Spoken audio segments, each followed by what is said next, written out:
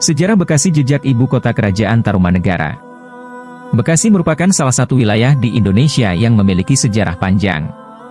Pada abad ke-4 Masehi, wilayah ini menjadi pusat dari kerajaan Tarumanegara, salah satu kerajaan tertua di Nusantara setelah Kutai. Berdasarkan berbagai peninggalan sejarah, Bekasi dahulu dikenal dengan sebutan Dayo Sunda Sembawa atau Jayagiri yang berperan sebagai ibu kota kerajaan dari tahun 358 hingga 669 Masehi.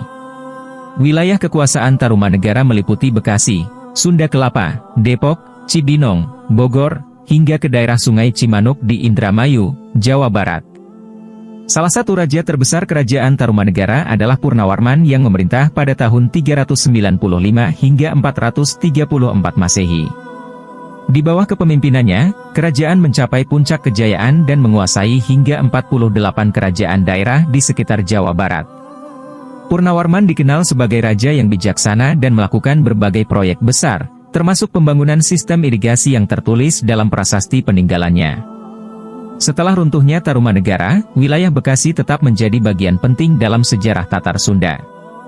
Dayo Sunda Sembawa merupakan daerah asal Maharaja Tarusbawa, 669-723 Masehi, pendiri kerajaan Sunda yang kemudian berkembang menjadi kerajaan Pajajaran. Hingga abad ke-16, Bekasi tetap menjadi pusat peradaban yang kaya akan warisan budaya dan sejarah. Bekasi juga menyimpan peninggalan bersejarah berupa prasasti Kebantenan, 4 prasasti yang ditulis dalam lempengan tembaga oleh Sri Baduga Maharaja, Prabu Siliwangi, pada abad ke-15.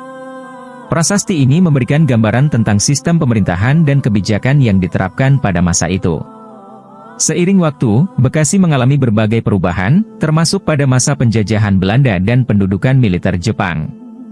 Pada zaman Hindia Belanda, Bekasi merupakan bagian dari Regentschap Meester Cornelis dan dikuasai oleh para tuan tanah keturunan Tionghoa. Pendudukan Jepang pada Perang Dunia Kedua membawa perubahan besar dengan adanya kebijakan Japanisasi yang mempengaruhi kehidupan sosial dan ekonomi masyarakat Bekasi. Salah satu tokoh penting yang muncul pada masa ini adalah Kiai Haji Nur Ali, seorang pahlawan nasional asal Bekasi. Setelah kemerdekaan Indonesia pada tahun 1945, Bekasi menjadi bagian dari Kabupaten Jatinegara sebelum akhirnya berkembang menjadi wilayah administratif sendiri.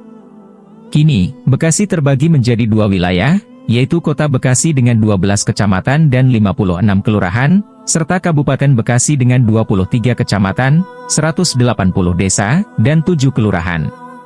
Dengan sejarah panjang yang membentang sejak era kerajaan hingga masa modern, Bekasi tetap menjadi salah satu daerah penting dalam perkembangan budaya,